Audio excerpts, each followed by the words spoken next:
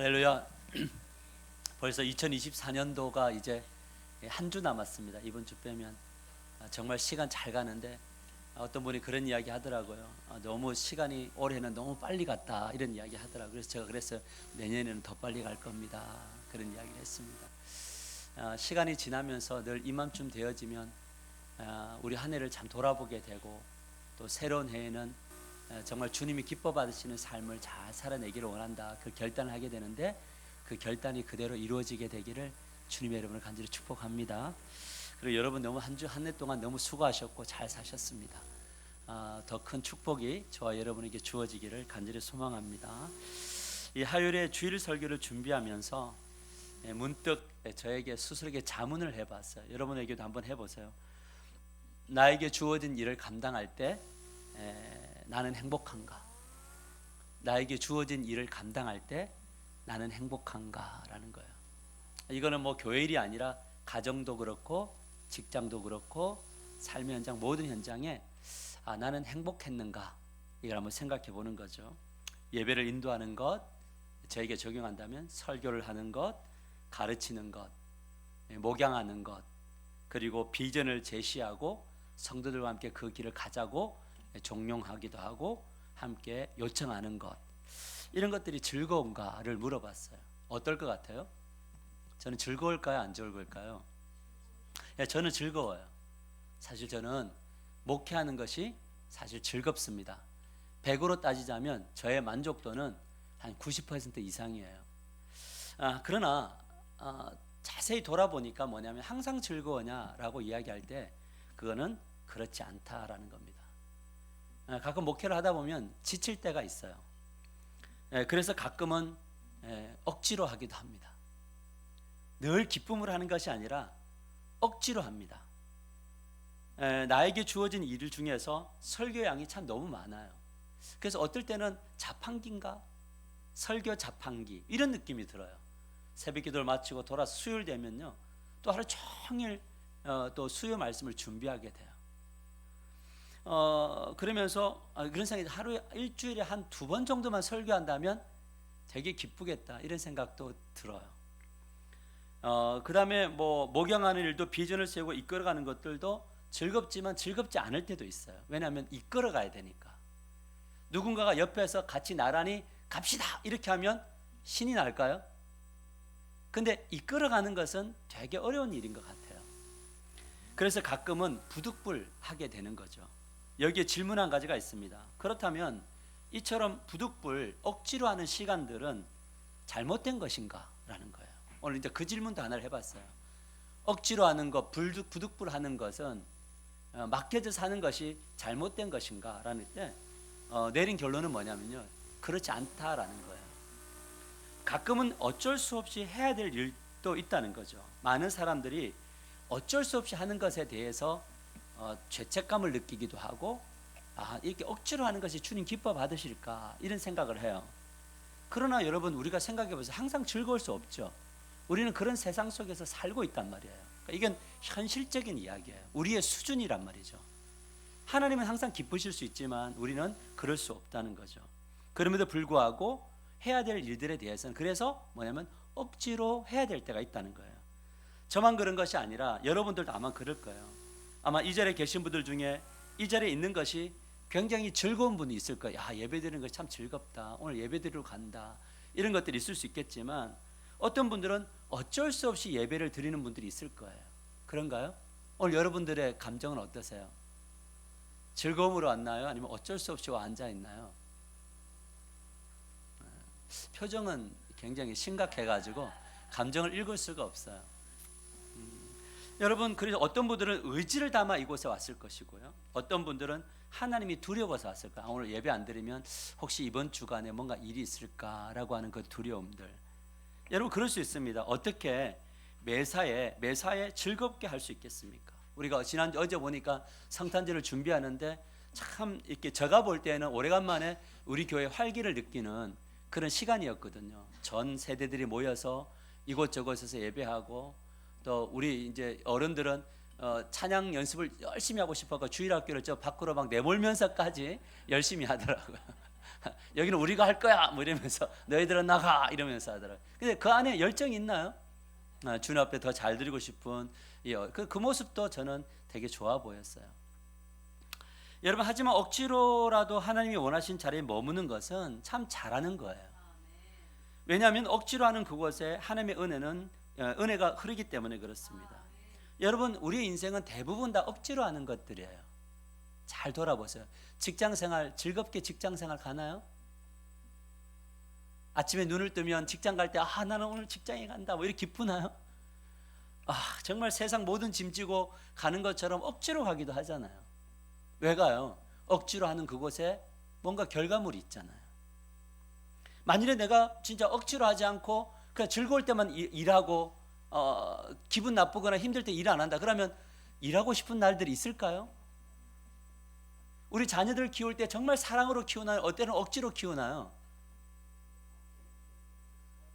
그렇죠. 억지로 키우죠. 어쩔 때는 막 실망스럽고 어쩔 때는 막 그냥 밥도 주기 싫은데 막 해갖고 먹이기도 하고 억지로 하잖아요. 억지로 하는 그곳에 뭐가 있냐면 은혜가 있다라는 거죠.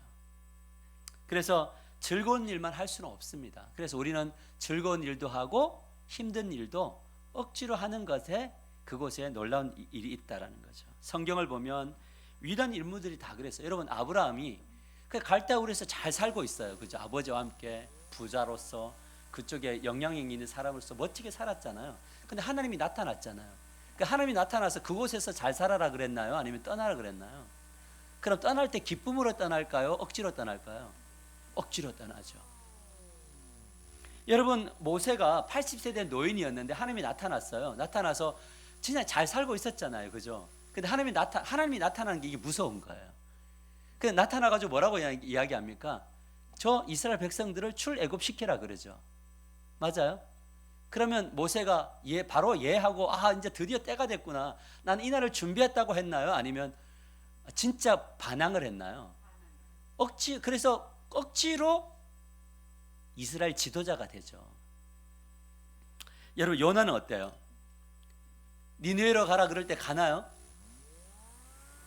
어떻게 합니까? 못 갑니다 하고 어떻게 해요? 다시스를 가는 배를 타고 가버리잖아요. 반항하나요? 근데 하나님이 물고기 뱃속에 넣어버리나요? 배 위에 떠있을 때 어떤 일이 풍랑이 날 때 뭐라고 해요? 나는 죽을지라도 나는 죽어도 뭐 하지 못한다는 거예요. 아수로 못 간다는 거죠. 그래서 하나님이 죽여버리잖아요. 여러분, 말 잘해야 돼요. 난 죽어도 이거 못합니다 그러면 죽일 수 있어요. 하나님이. 조심하세요. 말 조심하셔야 돼요. 그러니까 죽음 직전까지 가게 해서 억지로 가나요? 복음을 전할 때 기쁨으로 전했나요? 억지로 전했나요? 억지로 전했죠. 그런데 역사가 나타나잖아요. 구레네 사람 시몬은 북아프리카에서 예루살렘까지 유월절을 지키러 땅을 걸어서 바다를 건너서 유월절에 왔는데 갑자기 무슨 웅성구를 걸어서 봤는데 어떤 분이 십자가를 짊어지고 가는데 갑자기 로마 군사가 자기를 잡아다가 십자가 치라고 하잖아요. 그래서 마가복음 15장 21절 보면 이렇게 말해요. 마침 알렉산더와 루포의 아버지 구레네 사람 시몬이 시골로부터 와서 지나가는데 그들이 그를 억지로 같이 가게 하여 예수의 십자가를 지웠다. 여기서 보니까 억지로가 나오죠. 억지로 잡아다가 십자가를 지게 하잖아요. 이거 완전 자다가 그냥 봉변당하는 건가요? 여러분, 이러니까 하나님 안 만나고 싶죠. 그러니까 많은 사람들의 심리에는 적당히 하나님을 만나고 싶은 게 있어요.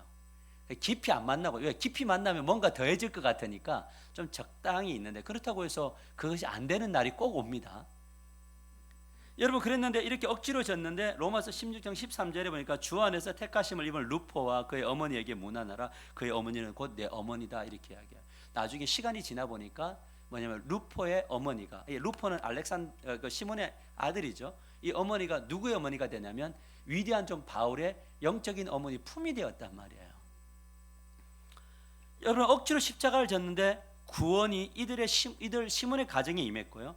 이것이 바로 뭐냐면 억지로 하는 것의 중요성이다라는 거예요. 여러분, 기억하십시오. 억지로 하는 것이 바로 마이너스를 마이너스하는 거예요. 그래야지 뭐냐면 뉴 플러스의 인생이 된다는 거예요.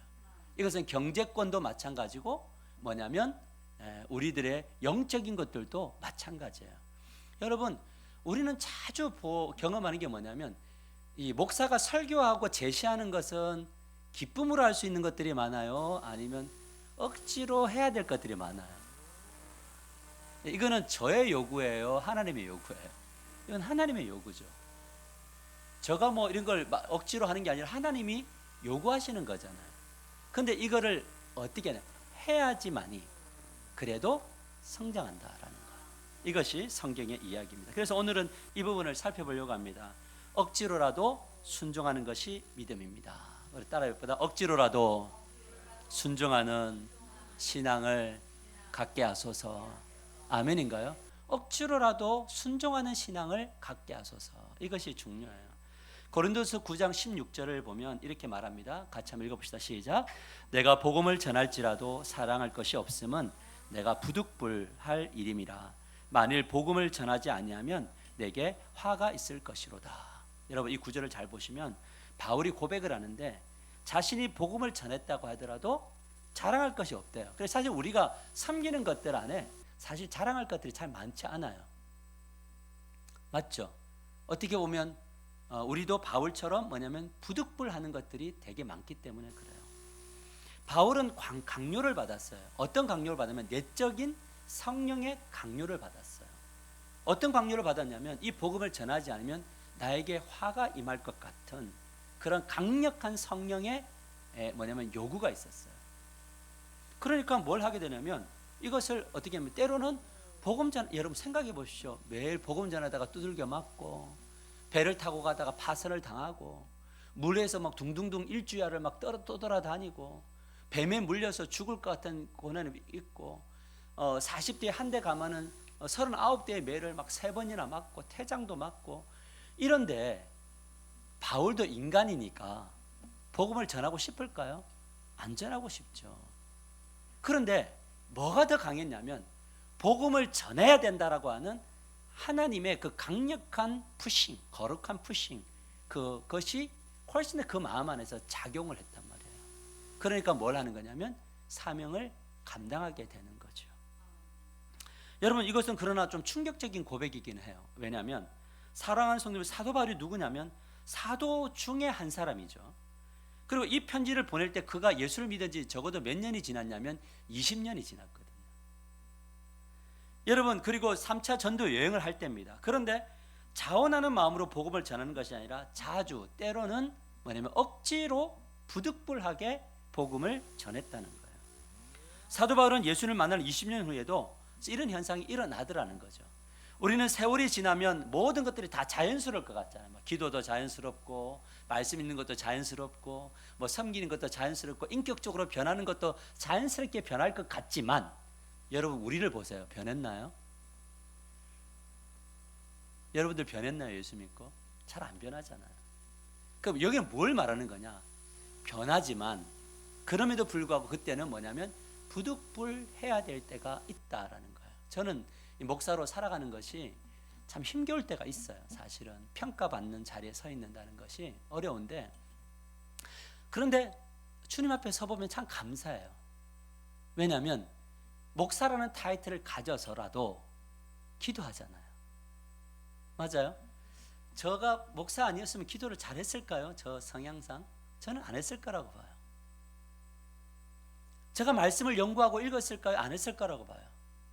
제가 누군가의 연약함들을 기다리고 아파하며 인내했을까요? 안 했을 거라고 봐요.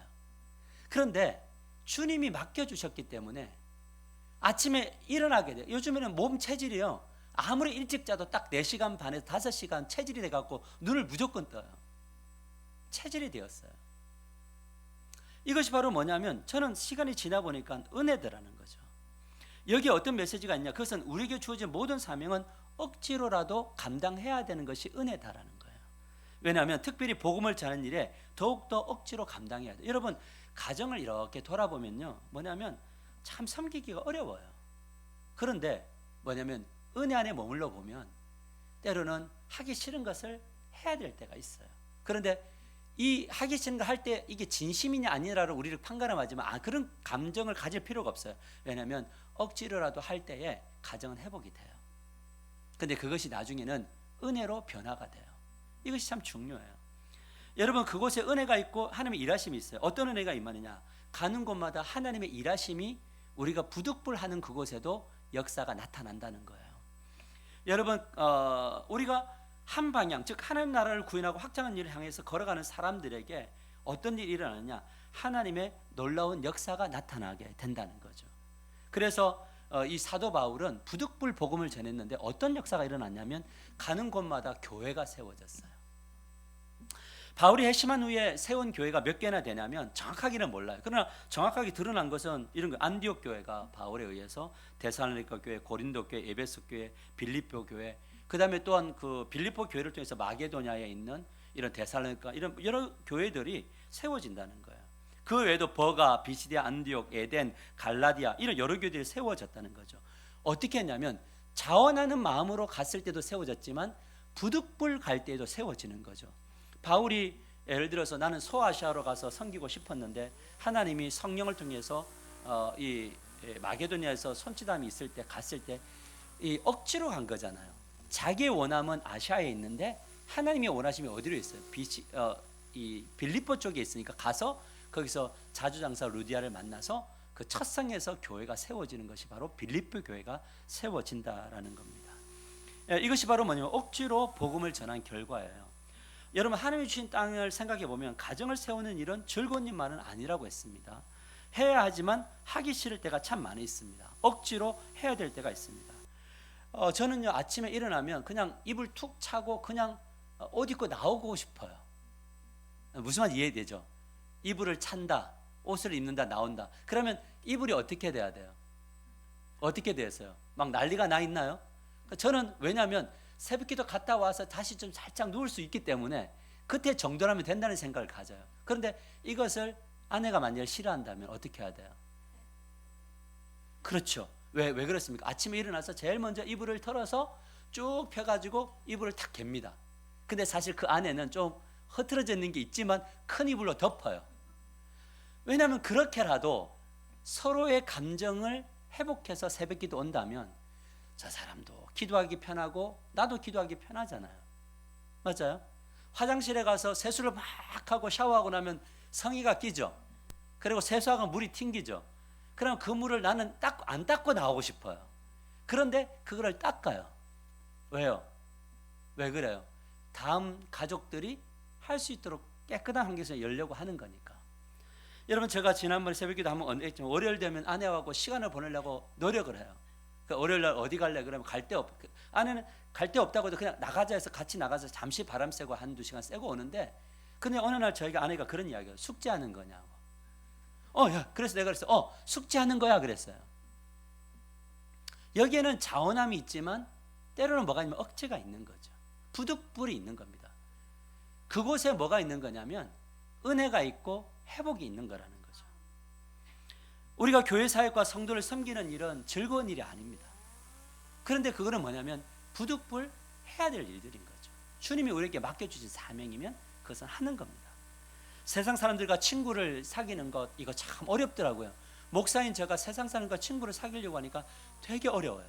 그런데 그거는 부득불 해야 될 일들인 거죠. 여러분, 그래서 저는 내년부터 더 세상 사람과 더 많이 이해하는 일들을 행해보려고 하는 겁니다. 왜냐하면 그래야 하나님 나라가 확장되기 때문입니다. 저의 꿈은 뭐냐면 우리 교회 리더십들이 세워져서 교회 일을 이야기할 뿐만 아니라 세상의 이야기를 하는 교회가 되기를 주님의 이름으로 간절히 축복합니다. 저는 우리 교회 성도님들이 세상 사람들을 만났는데 이랬어요. 세상 사람들이 이래요. 그들의 영혼을 어떻게 할까요? 라고 말하는 우리 장로님들이 세워지고 안수리 집사님들이 세워지고 우리 권사님들과 중직자들이 세상 사람들의 아픔과 세상 사람들의 이야기를 가지고 기도하고 나눌 때 그때 누가 제일 혜택을 보냐면 우리가 혜택을 보게 되어져 있어요. 왜 그런 줄 아세요? 그래서 세상 사람들이 천하보다 그 귀한 한 드라크마와 한 양이 돌아올 때 우리의 영혼이 살아요. 우리끼리 사랑하면 영혼이 많이 살지를 않아요. 그게 성경의 원리란 말이에요. 다시 바울의 이야기를 돌아가 보면 사도 바울은요 뭐냐면 이것을 아세요. 자신을 통해서 수많은 사람이 돌아오고 교회가 세워지는 것이 자신의 능력이 아님을 알았어요. 여러분, 이게 제일 중요해요. 우리 교회가 만일에 부흥된다 할지라도 이 목사의 능력이 아님을 아는 것이 은혜예요. 여러분의 섬길 때문에 누군가가 세워져도 나로부터 된 것이 아니라는 것을 인정할 때 그곳에 뭐냐면 은혜가 넘쳐요. 이게 성경의 원리들이더라고요. 그래서 하나님은 자주 우리가 하는 일을 안 되게 하는 것을 허용하세요. 내가 하는 일을 안 되게 하는 것을 허용하세요.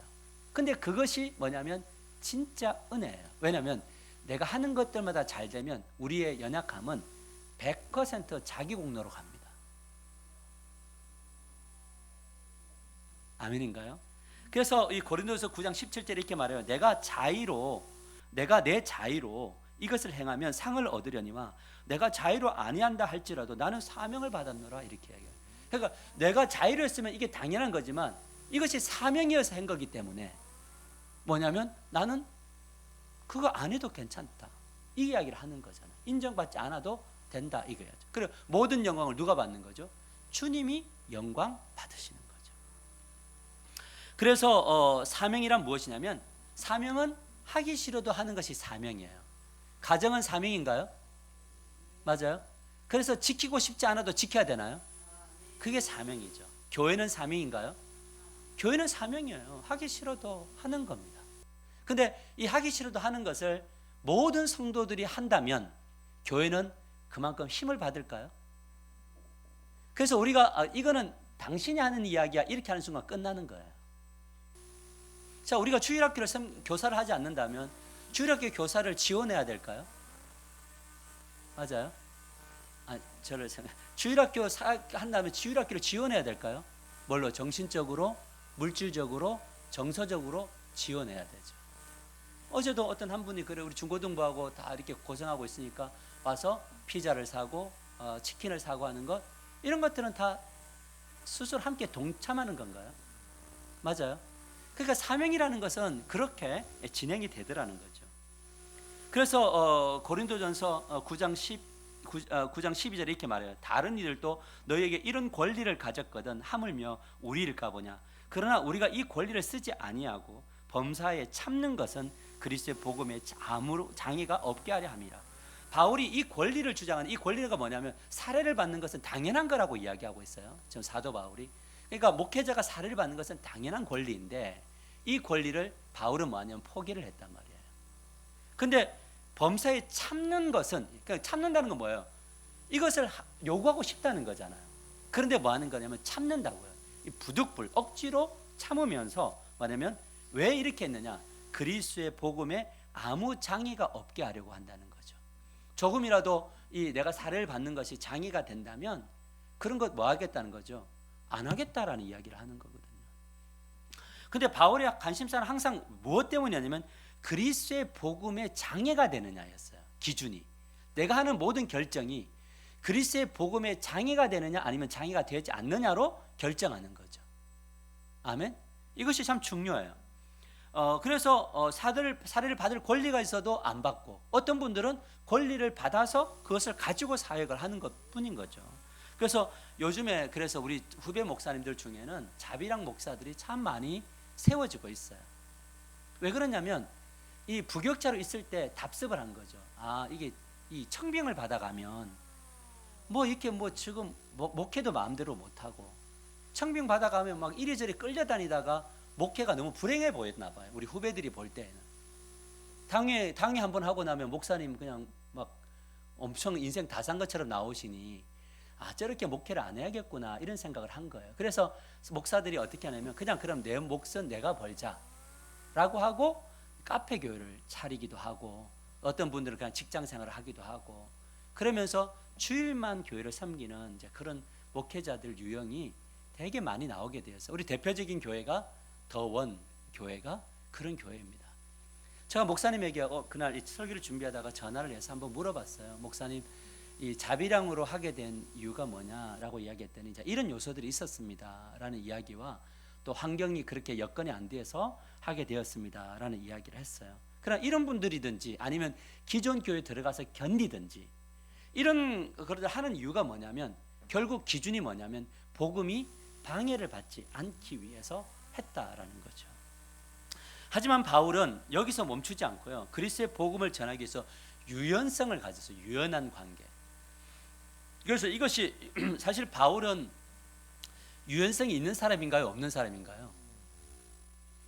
바울은 유연성이 있나요? 없나요? 원래 성향이 유연성이 없죠. 그래서 저는 바울의 별명을 단칼이라고 알고 싶거든요. 아닌 거는 그냥 아니라고 탁 잘라버려요. 단칼로 잘라버리는 성향이죠. 그래서 뭐냐면 유대인의 교리를 방해하는 기독교인들을 단칼에 죽이러 갔잖아요.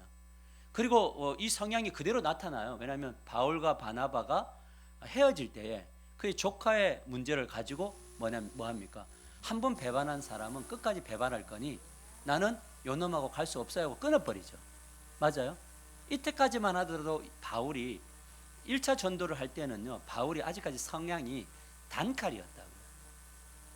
근데 지나 보니까 뭐가 맞냐면 바나바가 맞다는 거죠. 왜냐하면 오늘 이 사람이 오늘 이 모습대로 있는 게 아니라 나중에 어떻게 변할지는 하나님이 갖고 있기 때문에 그렇거든요. 이해되시죠? 그래서 나중에 이제 그래서 데리고 이제 그 생기를 데리고 하지 않습니까? 그래서 이 자신의 원래 성품을 주님의 성품으로 바꿔가는 거죠. 원래 가지고 있는 단칼의 이 단호함은 복음 전하는 데 쓰이고 사람을 얻는 일, 그리스도의 복음이 방해받지 않는 일에는 자기의 성향을 꺾어서 유연함으로 가요. 그래서 저는 이것이 성숙이라고 보는 거죠. 나는 원래 그래, 이게 없다는 겁니다. 원래 교회가 원래 나는 원래 그런 나는 남아 있지만 아닌 나를 개발시키는 거죠. 이 아닌 나는 누구입니까? 예수님의 성품을 닮아가는 거죠. 이런 것들이 이제 신앙 속에서 자리 잡을 때 이제 성숙 이렇게 이야기하는 거죠. 그럼 그 유연성이 어떻게 나타났느냐?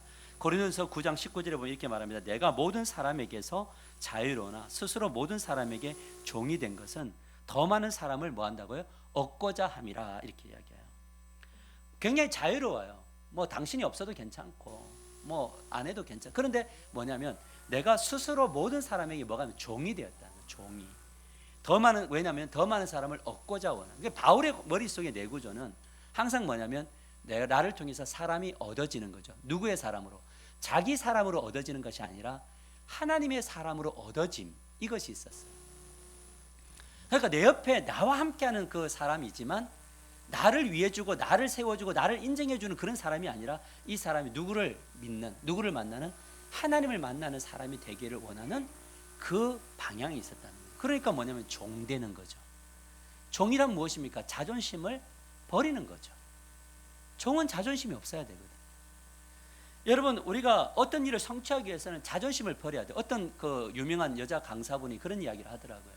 어떤 이야기를 하냐면 내가 이렇게 지금 유명한 강사가 된 것은 어느 날 자존심을 가지고 된 게 아니고 자존심을 버렸다는 거예요. 100번 강의를 할 때까지 아무도 인정 안 해주니까 그럴 때도 자존심을 버렸대요. 그랬더니 나중에 뭐가 되냐면 명강사가 되고 인정해 주더라. 그러니까 자존심이라는 것은 일어섰을 때 세워지는 것이다, 이렇게 이야기를 했어요. 여러분, 목회를 하면서 이것을 많이 배웁니다. 자존심을 내세우면 참 목회하기가 되게 어려워요. 가정을 세울 때도 교회를 세울 때도 자존심을 내세우면 어려워요. 뭐냐면 왜 어려우냐면 자존심은 결국 뭐냐면 내가 인정받지 않을 때, 내가 수고한 것에 대한 보상이 없을 때, 그때 뭐 하게 되냐면 모든 걸 던지게 되어 있거든요. 근데 자존심을 버린 사람들은요, 인정해 주지 않아도 그 목표점을 향하여 갑니다. 근데 이 바울은 그 목표를 어디에 세웠냐면 아무쪼록 한 사람이라도 얻는 곳에 있었어요. 그러니까 사람이 나를 통해서 나를 밟고 누가 일어서면 할렐루야인 거죠. 아멘. 이것이 뭐냐면 누구하고 똑같아요? 예수 그리스도잖아요. 예수 그리스도는 하나님이신가요?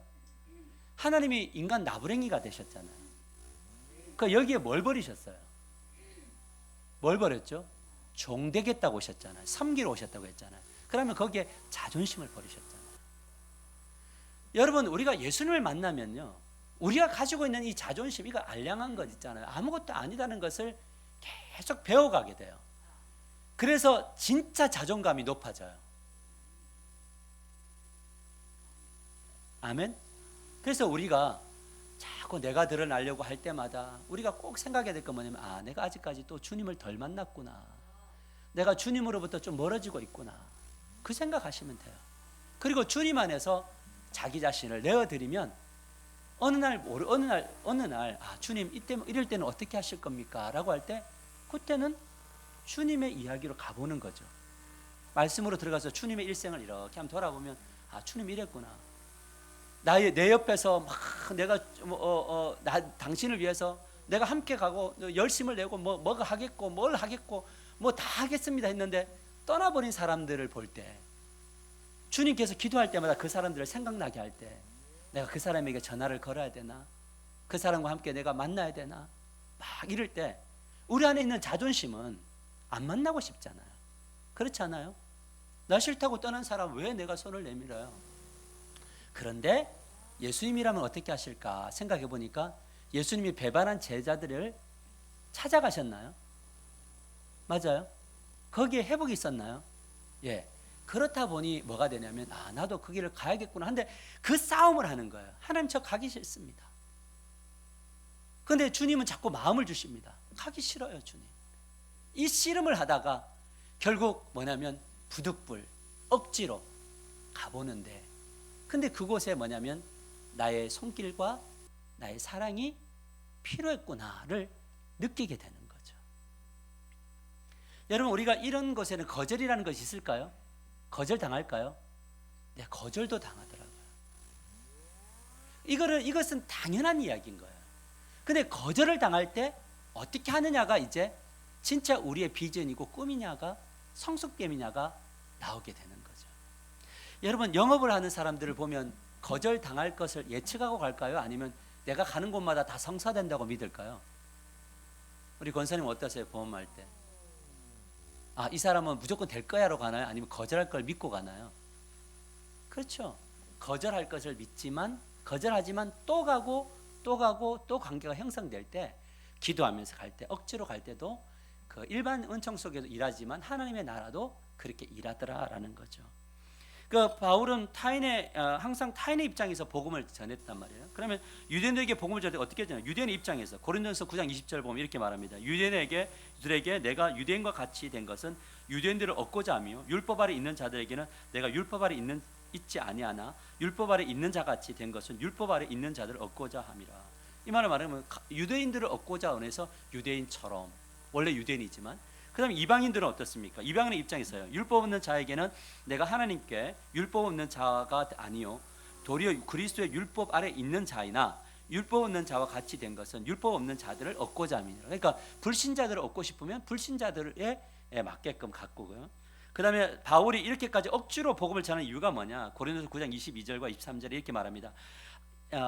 약한 자들에게 내가 약한 자와 같이 된 것은 약한 자들을 얻고자 하며 내가 여러 사람에게 여러 모습이 된 것은 아무쪼록 몇 사람이라도 구원하고자 함이니 내가 복음을 위하여 모든 것을 행함은 복음에 참여하고자 함이니라. 그러니까 저는 이것을 성육신적 삶, 성육신적 전도라고 생각을 해요. 사랑하는 성도 여러분, 예수님이 이 땅에 오셔서 하신 이유가 뭐냐면 사람들을 가리지 않고 만났다라는 거예요. 우리는 어때요? 내 옆에 있는 사람, 지금 내 옆에 두는 사람 어떤 사람들이에요? 잘 통하는 사람인가요? 지금은. 근데 이 사람이 지금 안 통하면 어떻게 해요? 잘라요? 안 만나죠. 그러니까 이런 것들이 우리에게 이제 생활화가 되어 있어가지고 교회에서도 그것을 행하고 있고 밖에서도 행하고 있단 말이에요. 그러니까 안 맞으면 세상이 근데 가만히 생각해 보세요. 안 맞는 사람이 있어요, 우리 땅에? 저는 살아보니까 저하고 맞는 사람이 없어요. 다만 맞춰가는 것뿐이에요. 여러분, 저가 여러분에게 맞아요? 안 맞죠, 이 목사가. 맞춰줘서 고마워요. 너무 감사해요. 여러분들 저한테 안 맞아요. 저도 맞춰가고 있어요. 이것이 신앙이에요. 예수님을 만난 사람은 다양한 직업군을 만나요. 다양한 직업군의 사람들을 제자로 모아요. 세리와 죄인들, 종교 지도자들, 병자들, 고통받는 자들, 가난한 자들, 부자들, 때로는 정치인도 만나요. 여러분, 우리가 야당과 여당이 섰을 때 여러분 이런 것 갖고 지금 사람을 가르면 돼요, 안 돼요? 안 되죠. 이건 안 되는 이야기예요. 안 됩니다. 알겠죠? 왜요? 주님이 오셔서 파란 쪽에 손을 들까요? 빨간 쪽에 손을 들까요? 주님이 오셔서 주님이 그렇게 구별해서 만날까요? 주님이 살아갈 때 SNF파 뭐 그다음에 무슨 뭐 열심 당원들 뭐 독립운동하는 사람들 그래 독립운동 한다고 너희들 너무 착하다 독립운동가들과 막 움직이셨나요? 아니에요. 모든 지도자들 다 만나요. 왜요? 불쌍하니까. 다 불쌍하잖아요. 누가 필요해요 그들에게? 주님이 필요하고 예수님이 필요하잖아요. 이런 관점으로 삶을 보셔야 돼요. 다 불쌍해요. 사도 바울은 예수님을 믿은 후 이 예수님을 만났잖아요. 그러니까 예수님을 만나면서 뭘 배우느냐면 내가 유대인과 이방인과 모든 사람들의 친구가 돼야 되겠구나를 배우게 된 거죠. 그러니까 우리가 영적으로 성숙에다가 보면 뭐냐면 우리가 목장 안에 이상한 사람들이 나하고 안 맞는 사람들이 구성이 되는 게 은혜란 말이에요. 할렐루야. 이게 은혜예요. 왜냐하면 그곳에서 나를 배워. 내가 성장해요. 그곳에서 기도가 시작돼요. 이 다른 사람을 어떻게 접근해야 됩니까, 주님? 거기서 또 눈물로 흘리고 좌절도 하고 낭망도 하고 나의 한계를 느끼고 그런데 나중에 보니까 여전히 존재하고 있고 세워지는 걸 볼 때 이게 뭐예요? 부득불했는데 세워졌잖아요. 그러니까 뭐죠? 이것이 내가 자랑할 것이 있나요? 그래 모든 것을 그래서 누가 한 것으로 돌려드려요? 하나님이 한 거 돌려드려요. 그러니까 이것에 뭐냐면 은혜가 있다라는 거예요. 저는 이게 너무나 좋아요. 그래서 친구 맺기 운동을 하는 이유가 뭐냐면 억지로라도 이 사명을 감당해 보려고 하는. 그래서 이 친구 맺기 운동에 제일 중요한 게 뭐냐면 마음 먹기예요. 여러분 마음을 먹어야 뭐냐면 방법이 보입니다. 그 마음을 안 먹잖아요. 그럼 모든 것이 다 힘들어요. 그래서 뭐냐면 제가 로마서 1장 12장 1절 2절이 정말 중요하구나라는 생각 드는 게 뭐냐면 마음의 변화를 받지 않으면 안 돼요. 그러니까 마음이 안 될 때 그래서 마음이 되면 뭐냐면 이것이 움직이게 되어져 있어요. 그래서 우리가 이 세상의 친구를 삼으려면 첫 번째가 뭐냐면 첫째가 바로 바울처럼 성삼위 하나님과 친밀한 관계 경영을 하는 것이 제일 중요해요. 이것이 제일 중요하더라고요. 그래서 제가 이게 묵상을 해보는데 왜 저럴까? 왜 저렇게 될 수밖에 없을까라고 생각할 때 답은 딱 하나더라고요. 하나님을 안 만나서 그래요. 믿음이 없어요. 그러니까 여기를 인정하는 것으로부터 모든 것이 시작돼요. 그러니까 우리는 믿음이 없으면 뭐가 보이냐면 환경이 보이고 여건 때문에 이렇게 되었다고 봐요. 근데 사실 안으로 들어가 보면 누구를 만나지 않았기 때문이냐면 하나님을 안 만나고 믿음이 없으면 이 현상을 제대로 못 봐요. 그렇던가요? 그래서 자꾸 제가 계속 이야기하는 게 환경도 바뀌어야죠. 그죠? 우리 여건들도 바뀌고 성숙되어져 가야 되지만 내가 해야 될 것은 뭐냐면 바울처럼 하나님을 깊이 만나는 거예요. 그러면 뭐가 되냐면 주변 때문에 내가 흔들리지 않아요. 흔들렸다가도 제자리로 딱 돌아와요. 할렐루야. 그러려면 친밀해지려면 뭐냐면 말씀을 읽어야 되고 기도를 해야 되고 우리가 교제도 해야 되고 이런 것들이죠. 그러니까 그것에 힘도 안 쓰고 있으면서 기도도 안 하고 성경도 안 읽고 주님의 뜻이 뭔가 묻지도 않고 뭐 배우자면 안 하고 이러면서 계속 머릿속으로 뭐가 안 되고 뭐가 힘들고 이런 이야기를 하면은 그 가운데로 뭐가 있냐 답이 일어나지 않는다라는 거예요.